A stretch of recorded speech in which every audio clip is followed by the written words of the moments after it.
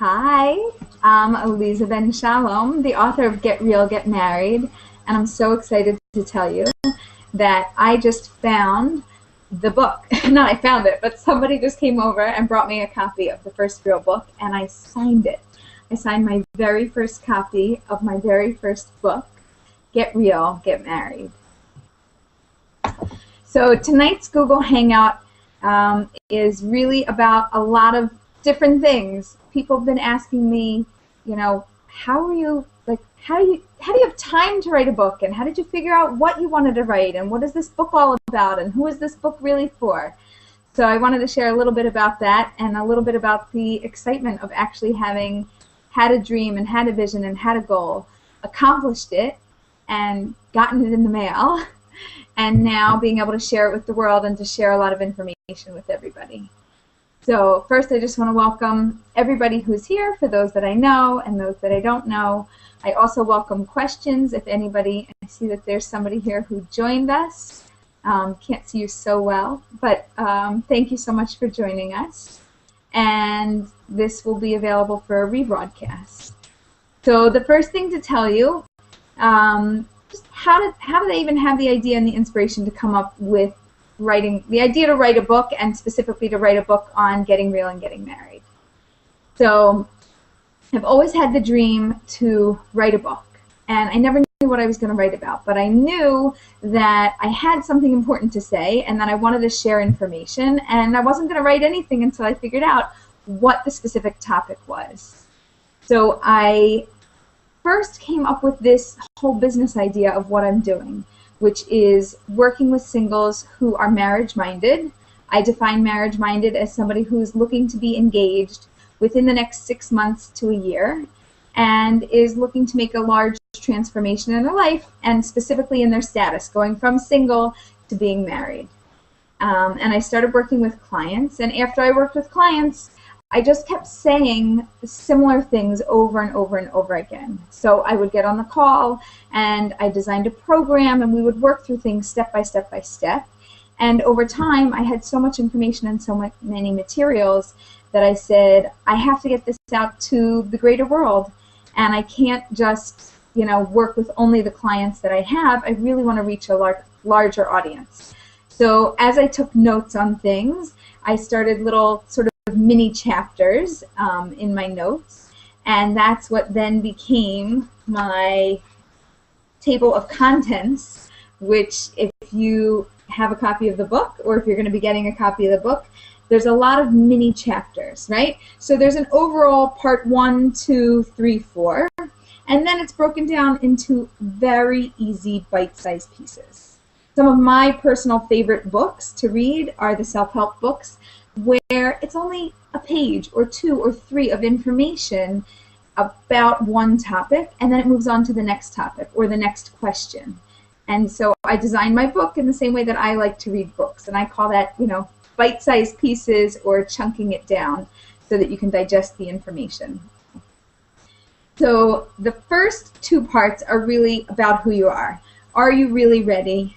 And know yourself. And Are You Really Ready talks about you. Are you ready? Do you really want what you're asking for? Do you want to be engaged? Do you want to be married? Because you should be careful what you ask for, because you just might get it. And if you really do want to be engaged and you do want to be married, what does ready mean? How is that defined? How do we define being ready? And the first part goes through that, and there's 11 mini chapters to guide you through that.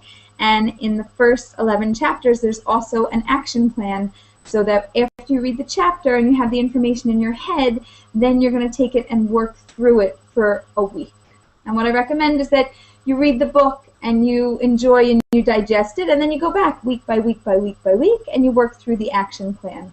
Because thinking about something is one step, but actually writing it down, actually having it on paper, and internalizing what you really want, it makes a very large difference. And that was how I was able to achieve my goals, by writing them down. Part 2 of the book is called Know Yourself. And Know Yourself are chapters 12 through 18. Again, small little bite-sized chapters.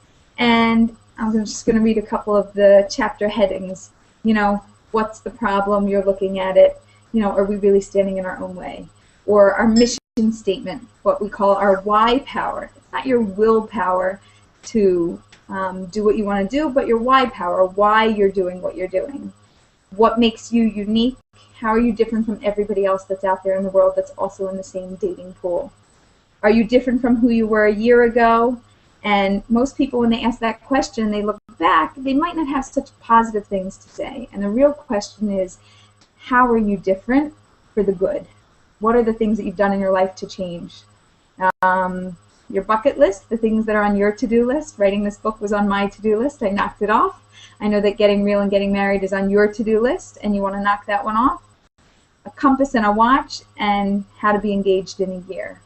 And then part 3 and part 4 are really part of the technical success of moving through getting real, getting married, and the technical things that you can do through the dating process to be successful. I see all these friendly faces popping up, and I just want to say hi. Hi to my cousin. Hi, Adam. And hi to another friend, Michael. So part 3 is get ready, get set up, get married. And it talks about matchmakers and mentors, right? So who are the people that are here to guide you and help you? What is your due date? Not talking about pregnancy yet, but actually your dating, engagement, and wedding date, DEW. What is that date? And what's your vision? What's your plan? How do you see your life developing? And then we go through the mini chapters in this section. Part 3 are from 19 through 33. So there's really a lot of mini sections. The laws of dating emotion, which there's Aleeza's laws of emotional dating compared to Newton's laws of motion. We have the laws of motion and the laws of emotion, which is really a fun chapter. Talks about a few hot buttons, different responsibilities between men and women, which are a little bit different than what you would normally expect. And you're allowed to talk about hot buttons and hot topics, and we're here to do those things so we can discuss them and come up with an action plan that's appropriate for you. There's checklists after your date. There's nothing to tell till there's something to show, talking a little bit about keeping things private and your engagement and how you get from the dating process to the engagement process. There's, of course, house rules, and house rules are your rules. Believe it or not, whatever information I give you and I share with you is only a piece of it. There's really more to dating, and most of that comes from you. And a lot of things that I work on when I work with my clients, I actually pull from my clients. And we work through the things that work for them and the things that don't work for them. And part 4 talks about how do I know if this is the one. In case you guys just popped in, I'm just taking a peek at the table of contents, giving you a little bit of an overview of what's going on in the book. But part 4 are chapters 34 through 38, which talk about patience, persistence, and peanuts. Talks about marathon dating versus decisive dating, my favorite topic. Then there's also the law of neutral dating, and there's a little chapter for ladies, a little chapter for men. You guys can read each other's chapters. That's okay too. And then the conclusion, and then there's a bonus chapter, which is a little bit of humor for the road, because if you can't keep it a little bit light through the dating process, it is going to be a little bit too hard. And dating is a very emotional process, and we need to remind ourselves that, we have the ability from within to lighten our mood and lighten our personality and help us to just get through the day-to-day grind so that we can get to the end goal of what we want to do.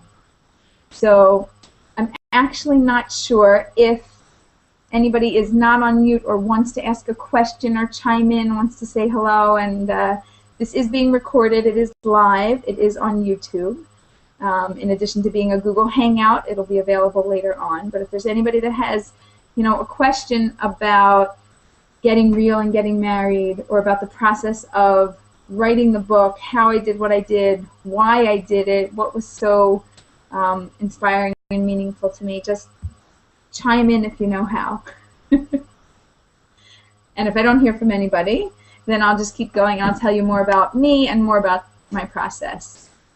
So in the beginning, I said that I was really passionate about working with singles, and I was so passionate that I created a business to work with singles, and my business is called marriagemindedmentor.com if you want to find me online, or you can find me on Facebook, Facebook.com/marriagemindedmentor. And I work with clients one-on-one, and our goal is to help them really get over their hurdles and get under the chuppah and get engaged within a reasonable amount of time. And they really set up the timeline. So I said that I had really started to say some of the same things over and over again to my clients, to obviously different clients, but the same concepts were coming up over and over again, and they were universal concepts. And so I started to take notes on them, and that's how I came up with this book and the outline for it and what I wanted to give over, which for me is what I call the foundation. This is the basic of the basics of how I start to work with my clients. We first start with them, with who they are and what they want. And I have to be honest, I don't have any prejudgments about who you are and what you want. Most of the time, I'm very in line with my clients who, when they know who they are and what they want, and they tell me and they ask me, but is that okay? Is that outrageous? Am I being unreasonable? Am I asking for something that's just not in existence? Am I not going to ever find it? A majority of the time I will tell you that you will find a portion of what you're looking for, and probably a good portion of it. And I would say those are my clients that are very in touch. It's less often when I really dig deep that I find that people are, completely unreasonable.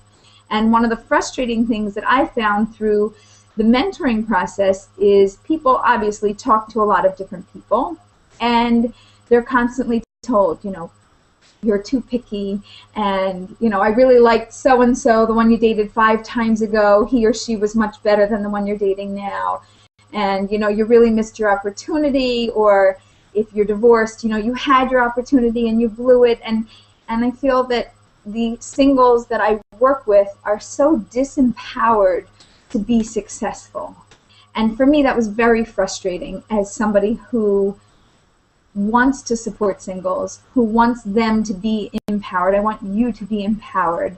I want you to be able to trust and listen to yourself, and I want you to then be able to go into the world and find what you're looking for and take whomever you are and match it up with that other person that makes sense for you. And because I couldn't find anybody else in the world that was doing this in a way that was enough, so I filled this void and started this business and decided to write this book.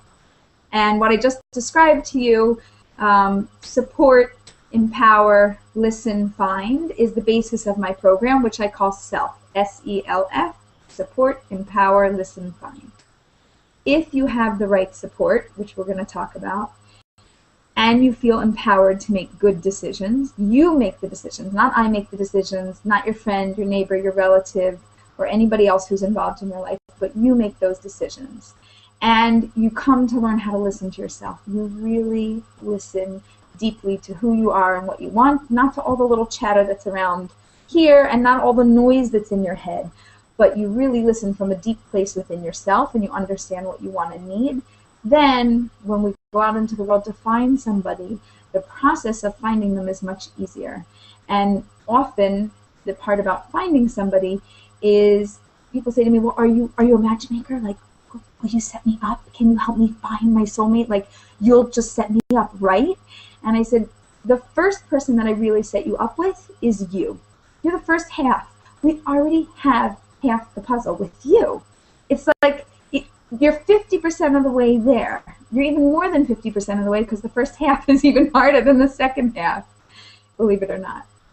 But I like to introduce people to themselves so that we're really clear about who you are and what you want. And then we're really going to go into the world and find somebody. And will I introduce you to somebody? Will I be your matchmaker? Maybe. And here's the maybe part, which is a little bit into the book, but you'll get the sneak preview. That's why we're doing this tonight. So I may introduce you to your soulmate, and I might be the one to say, okay, I have a guy, I have a girl, I have an idea in mind. Let's set you up. You guys go out. Or if that's not going to be the case, then I may help you to find somebody that either is already in your life, that you've either already dated or had some sort of a connection with. And I know you're probably going like this, no, Aleeza, I already went through my list. If I really would have had somebody on my list, I would have married them already. Cannot tell you how many clients really marry people that they already knew, and I didn't have to come up with any new idea. This person was already somewhere within their circle of influence and their life. So my way of going into the world and finding somebody and looking for your bashert, here's the little secret. You ready? First thing we do is past. Okay? And I chunk this down into 3 categories.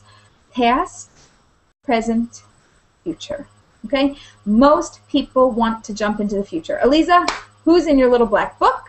Who can you set me up with? I want to go out. I need to find somebody. I haven't met the right person. Can you find me somebody in this age range who has a personality like this, who is in this community, etc., etc., etc.? Who do you know? I said, this isn't exactly the way that I work. Let me explain. First, we're going to start with your past. You give me a list. I want to list somewhere between 50 to 100 names on this list. Anybody that you have dated in the past, anybody that you've thought about dating in the past, anybody that's wanted to date you that maybe you said no to, anybody who's talked to you and said, hey, you know, I have this idea, maybe, you know, I have a friend or a friend of a friend or a cousin or a relative or a neighbor I want to introduce you to. Okay, you get the idea? So we're going to make a very long list of potentials that are already in your life that have come from your past. After you make that list, we go through it and we cross off anybody who's already married, right? They're already married, good. That's an easy one to knock off the list. Some people by now, if you've known them for a while, may have even been married and divorced. They might be back on the market. Those we leave on the list. And we go through this list one by one. Once we mark off all the married people, then we review the list and we say, is there anybody on this list that I really can close the door on, lock it with a key, and throw it away? I will never look back at this person and say, I missed my soulmate. So we go through that part of the list, and we cross anybody else out that we're really, truly not interested in. There's still usually a good portion of the list that hasn't been dealt with. Either we have dated them, and let's say maybe they weren't interested in us years ago or most recently, or we haven't dated them and we don't have enough information. We don't really know who they are now or where they're at in life, but we're kind of curious, you know, like those maybes that, like, if we don't get married by a certain age, maybe this person could turn out to be the right person. We look into all those possibilities. And sometimes it's 2 people, and sometimes it's 25 people, and sometimes the list is even longer. And I've made phone calls for my clients to ask, you know, to inquire on behalf of a client for somebody that they knew from their past, letting them know we're just exploring all of our options, and your name came up, and we're wondering if this is a possibility for you because there is interest on the other side. Now,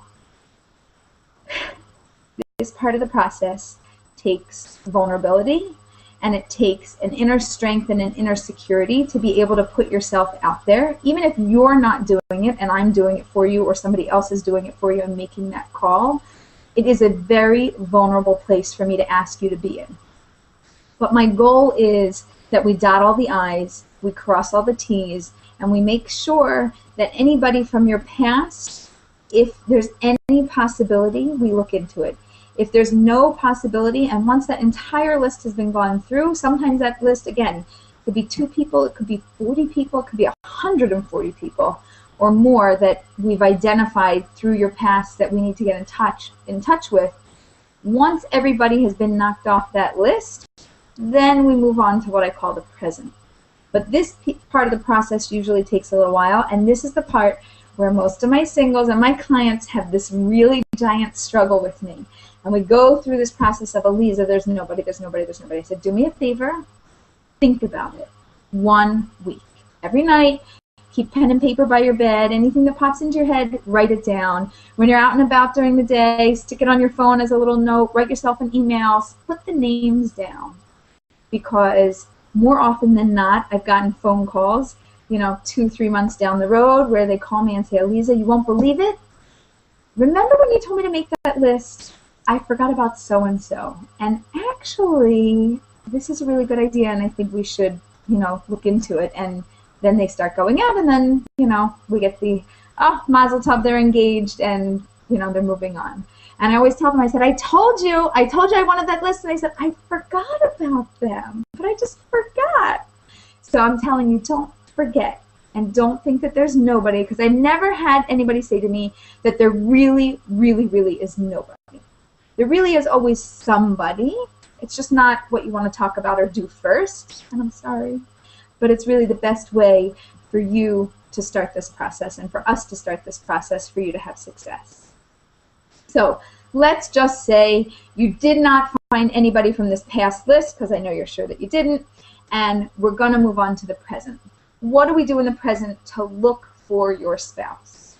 So my personal preference is whatever your personal preference is. What does that mean? That means if you are shy and reserved and you don't really love going to those single socials events, like they give you the creeps and you're like a wallflower, you're standing there and you're looking around and you're like so not interested in being there, but you don't mind being online because being online is easy. You know, there's computer, just typing a little message. It's not so challenging for you. Great. Go online. That's where we're going to start. We're going to start with what you prefer. And what if you're the opposite? What if you're this social butterfly that loves to schmooze and talk and connect and meet new people, and even if they're not for you, you don't care because you had a night out and it was okay and it just helped you to feel vibrant and alive.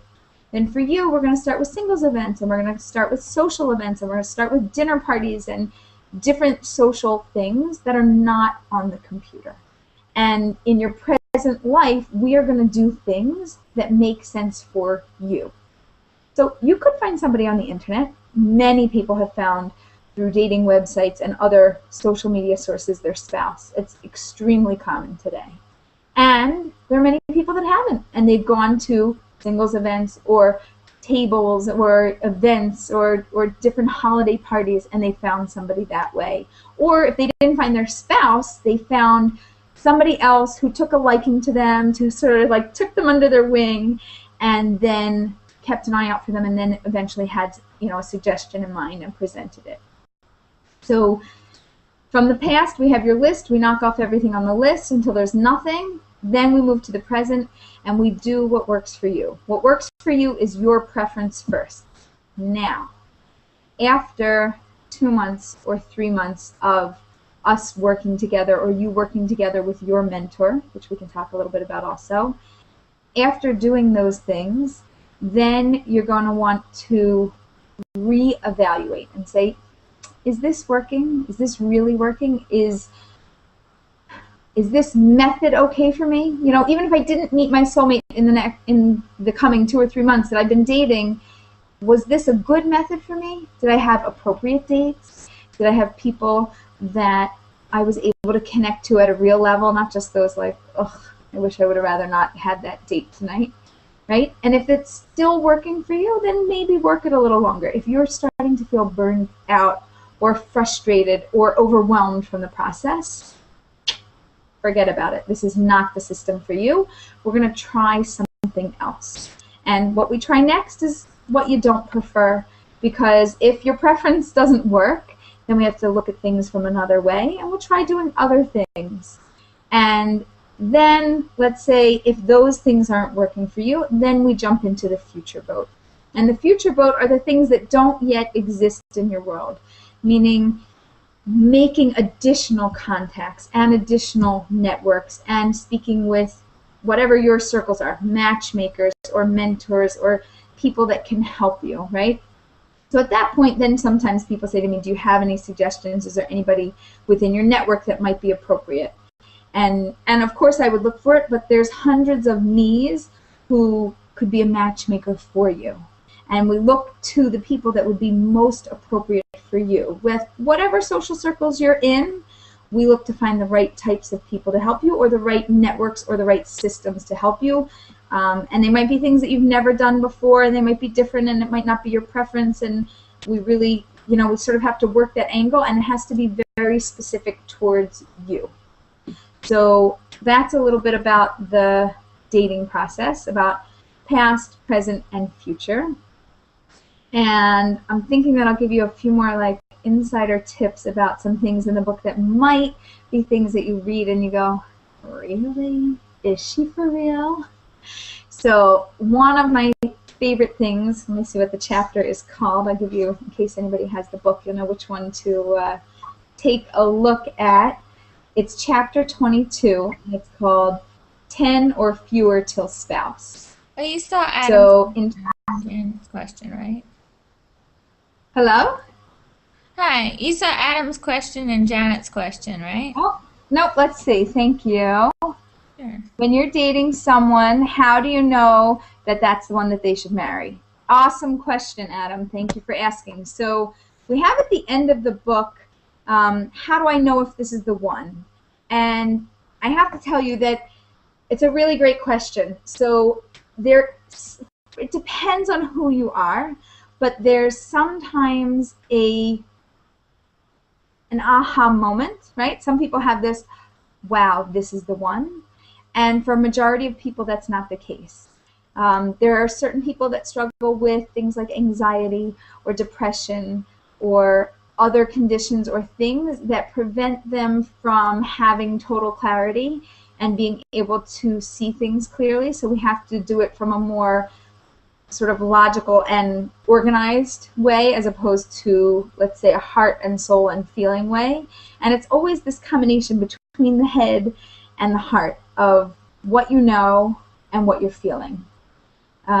So how do you know if this is the one? The last, quarter of the book will help you to identify, if this is somebody that you want to spend the rest of your life with. Usually, one of the things that I talk about is what I would call the good versus the other, right? So the good are all of those lovely, amazing traits that you really appreciate about the person that you're dating. And the other traits are all of those things on your list of, yeah, that wasn't what I thought I was going to get. That really wasn't my preference. Okay, don't know about this one. Well, maybe. Okay, right? It's all those things that sort of like inside you're a little bit disappointed about or a little frustrated or you just not feeling so great about. But what it isn't, the category of other and what it isn't is what I call deal breakers. And deal breakers are things that break the deal. You're allergic to smoke and he's a smoker. You're allergic to cats and she has a cat. Those types of things are non-negotiable. Anything that's not negotiable is called a deal breaker, and that at least helps you to have clarity in knowing this isn't the one. But having clarity about which is the one, we have to go through the good traits and identify the things that we value. Those are the virtues and the character traits that we appreciate about a person. And then the other traits, this list of things that really they're not your preferences, and you're wondering if you're going to have the ability and the skills and the patience to live and work and grow through this for a lifetime. And by navigating and negotiating those two sides are how we try to come to clarity. And the other piece of it, I will say, is time. So sometimes we're feeling this rush inside, right? I have to make a decision. I have to know. It's been long enough. It's been X number of months that we've been dating, and I should know already by now. And sometimes I would say yes. If it's been over somewhere between 6 months to a year, and you are still so up in the air, I would say that's time for us to really reevaluate, because 6 months of spending time together and getting to know somebody is plenty of time to really know who somebody is and if it's something that's good for you and workable for you. And if you're really still struggling, I would say there's probably something like really deep that we have to dig up and figure out what it is and why you can't move past it, because there are roadblocks, there are hurdles that we have to get over. So those would be my tools and tips for helping you to identify who the right one is. So let me read Janet's question. She said, is it wrong when you start dating someone in a long-distance relationship to tell people? If he thinks it's wrong and you did tell people, how can you get him to give you a second chance? Awesome question. I totally talk about this in the book. There's two aspects to this question. One is long distance relationship. How do we negotiate and handle the distance? And if I shouldn't be saying something and I made this oopsie, how do I repair it and how do I rebuild this relationship? So the first piece, and let me look in the book and tell you where you can find it in the book. I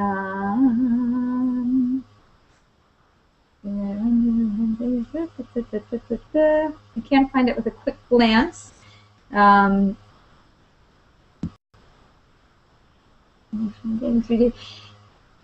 might be in chapter 25, somewhere right around there, 25, 25, 26, 27, it's going to start to be right around that area, those chapters. So, oh, I know what it's called. Shh, keep it quiet, right? So this is the advice that I give. There's nothing to tell until there's something to show, right? And there's nothing to show till there's a ring on the finger. So what is that about? It's about keeping things quiet and private, because the best place for things to develop is when they're quiet and when they're more private. Now, it doesn't mean that you have to completely seclude yourselves and, just act like hermits. But what it does mean is that you should take extra measures to be in a relationship that is a relationship between two people, as opposed to a relationship with a whole community of people. So if you feel that you made a mistake and you started to tell people something a little bit too soon, or maybe you shouldn't have said it at all, the best thing to do, because it happened, is to own up to it and to say, I did make a mistake and I realize that's a mistake. Now, if you're not feeling that's a mistake, that's a different story and we would have to work through that. But if you really are sincere about feeling that I think I made a mistake, then just owning up to it in a soft way, in a soft tone.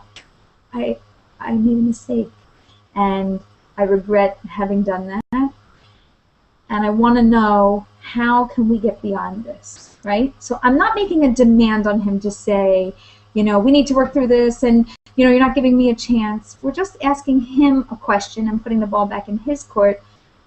How can we get over this? And this is a great place for me to interject and tell you that in communicating with people, there's what I call open-ended questions and close-ended questions. Open-ended questions promote conversation. They promote connection, and they help you to build a relationship. Close-ended questions literally are what they sound like, right? You ask a question, and it literally closes the door. It's the end of a conversation. It's a conversation stopper, not a conversation starter. So open-ended questions start with what, or in what way, how, and why, right? What do you think, let's say we're talking about long-distance relationships, what do you think was wrong about telling people at this point in time? Like, I agree that there's something wrong. What do you think was wrong, right? We're asking. We genuinely want to know. We're not just saying it to say it. Not, oh, what do you think was wrong? No, what do you think? Where did we go wrong?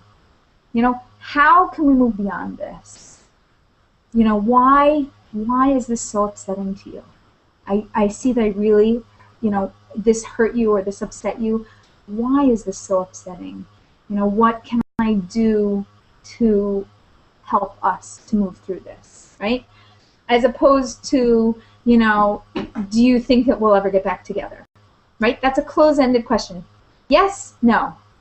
Oh, yeah, we'll get back together. Yeah, sure, I think so. No, I don't think we will. Maybe, I don't know, right? It doesn't promote connection. It doesn't promote conversation.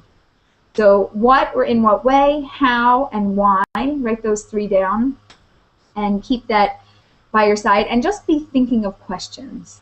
On the note of questions is change your questions, change your life. There's an excellent book besides promoting my book, I'll promote another one tonight called Change Your Questions, Change Your Life. I believe the author is Mary Lee Adams, and she helps you literally to do what the title says. And it helps not just to have conversation with somebody else, that you change the questions that you're asking to them, but what it does is it helps you to change the questions that you're asking to you, right? So let's say we're dating somebody in this long distance relationship. You know, your question to me is it wrong to tell people? That's a great question. Now let's ask another 10 questions, right?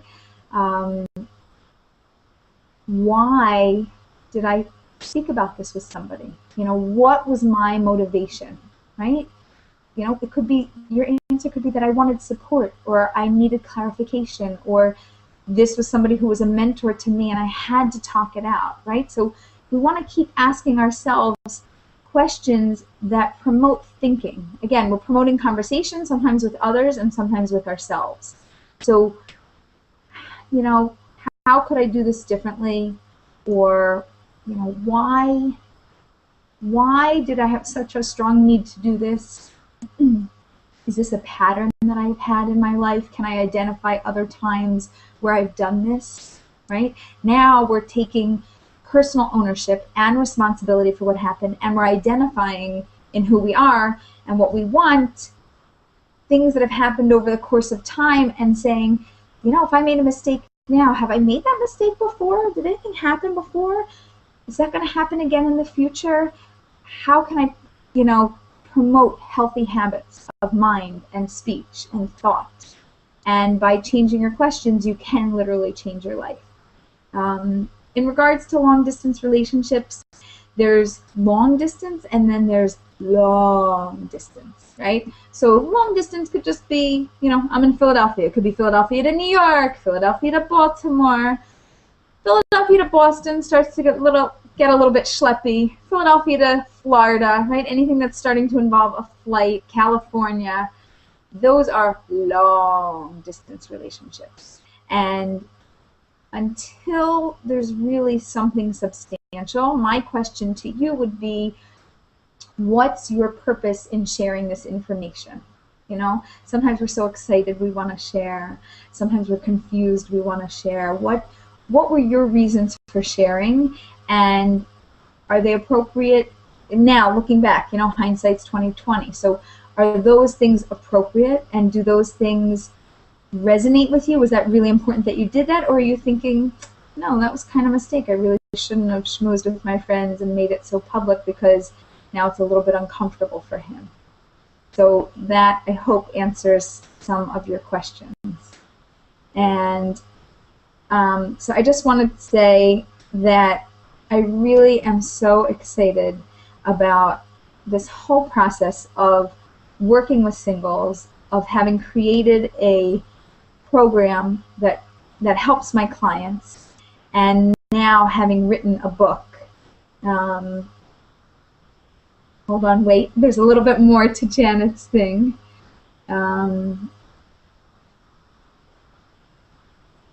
I was happy. So you're saying that you really talked because it really came from within, and you wanted people to know that you were feeling happy. And I think that's really valid. What I would say is, and you and I aren't doing a one-on-one here. If it was a one-on-one, I would ask a lot of questions. You know, is this information that got back to him because your friends spoke with him, you know, or your friends made it public somehow, or is it you that personally just shared with him, that you shared with your friends because you were feeling positive? And we also don't know his side. You know, what's his side? Was he feeling put off? Was he feeling scared? Was this advancing the relationship for him faster than he really wanted the relationship to go? There's sort of like a whole world of questions that we could answer regarding this whole process. And again, if you go through the change your questions, change your life, then you can evaluate first yourself, because again, the only answers and the quickest ways to get answers come from within, come from you. And then we have to, once we really know who we are and have evaluated our actions, what we've done, why we're doing what we're doing, then we have to ask honest, open, sincere questions to the person that we're having this dialogue with and this relationship with. And the one thing that we didn't get to tonight yet, which I want to bring up now, is mentors. Okay? I call them mentors. Some people like to call people in their lives coaches. I'm not speaking about a coach. I'm not speaking about a therapist. I'm not speaking about a consultant. I'm speaking about mentors. And I'm going to define what those things are, and then we'll sort of do a little bit of a wrap up, and I will say thank you to everybody for coming. So a mentor is somebody who has done exactly what you want to do and has been successful at it, right? So a mentor in the case of getting real and getting married is somebody who is married, somebody who is healthfully married, hopefully happily, but definitely has a healthy relationship, because all relationships go like this. They go up and they go down, and they go up and they go down. So a happy relationship, most people think, go like this. Happy, oh my gosh, we're so happy, right? That might be a happy relationship, but a healthy relationship has the normal ebbs and flows in life. And a mentor is somebody who has this and models this and can relate to you. And they're not just coaching you. It's not rah, rah, rah, and it's not I'm just going to help you. It's let me tell you a little bit about my life. Let me tell you a little bit about who I am. Let me share my personal life experiences. Not just that you, the single, have to be vulnerable to this person who's a mentor to you, but this mentor is vulnerable and real with who you are. That, to me, is a mentor. How does that differ from a coach?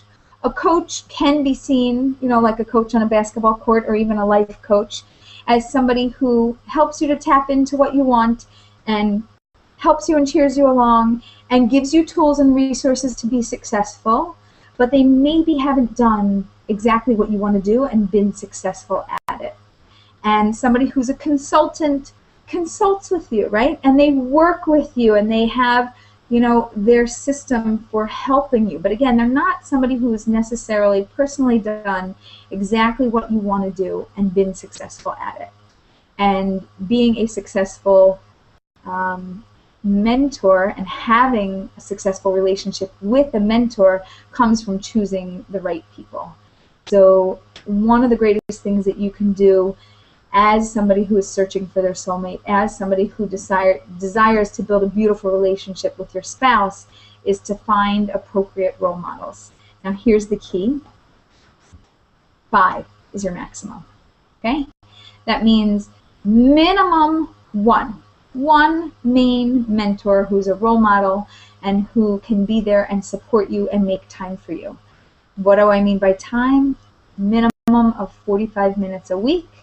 You and them, and their main focus in life for those 45 minutes is you, which means you are the priority for 45 minutes in their life. And it's a tall order, so you do have to make a request to this person and let them know, I'm looking for a mentor. Here's what it means to be a mentor. That is identified in the book. Wait, I'll tell you the chapter. In Matchmakers and Mentors, page 61, it talks about who is qualified to be a mentor, and that you should actually approach this person and tell them, I'm looking for a mentor. I would love it if you would assume this role.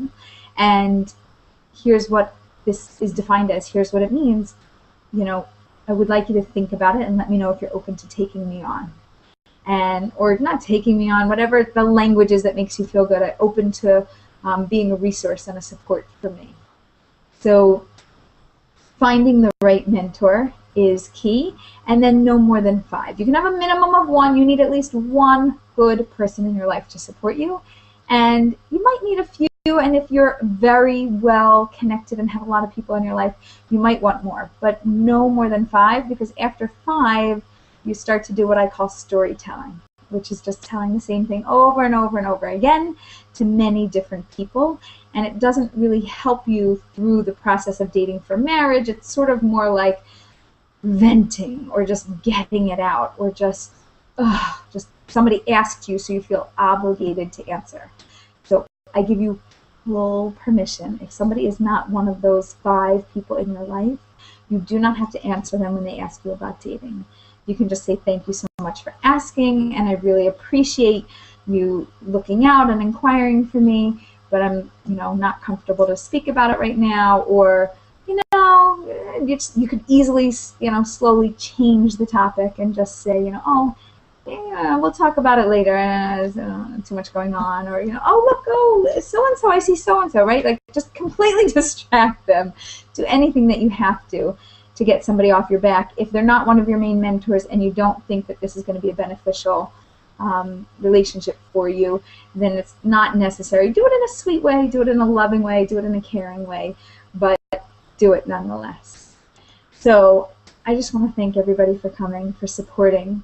If you enjoyed this Google Hangout, and if you enjoyed so far what you've heard about getting real and getting married, I would suggest that you hopefully get the book in your hands. It's on Amazon right now, Get Real, Get Married, or you can Google Aleeza ben Shalom and or put that into Amazon and it'll come up as well, and learn something from it.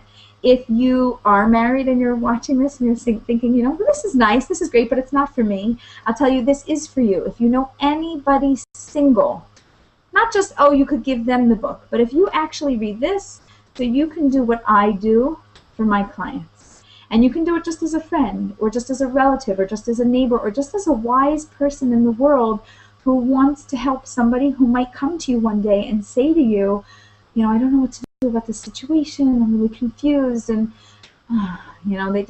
people come to people that they love and they trust. And if you're married, then be somebody that somebody can come to. Be that mentor. This will be a guide for you and teach you how to do it, because I can't save the world alone.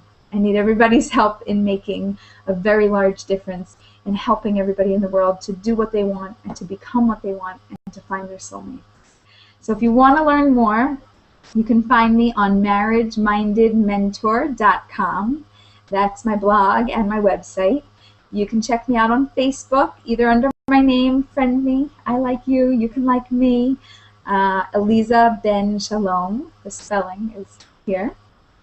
And if you want to be a fan on the Get Real, Get Married Facebook page, you can check that out, or the Marriage Minded Mentor page, or the Twitter page, Aleeza ben Shalom. All of those things will connect you to me, and we can stay in touch. You can ask your questions. If you want a mentor, I have time in my schedule to take on clients. Not always, but give a call sometimes. And if you just want to be connected and linked in with me, and maybe I have a suggestion for you, if you go to my website on the Contact Me page, there's an area for potential clients, but there's also an area for just dating. Put in a few little stats and information, your name, your location, how I can reach you, and a few details that'll give me very little information about you, and then you'll email me, your dating profile or resume and a photo so I know what you look like, because now you see me, so I should see you, and we'll be very connected, and I'll keep an eye out for you, and I'll try to look for you. So I wish everybody many blessings on their journey, that it should be sweet, that they should have the right support, and that they should meet the right person in the right time. Get real, get married. Bye.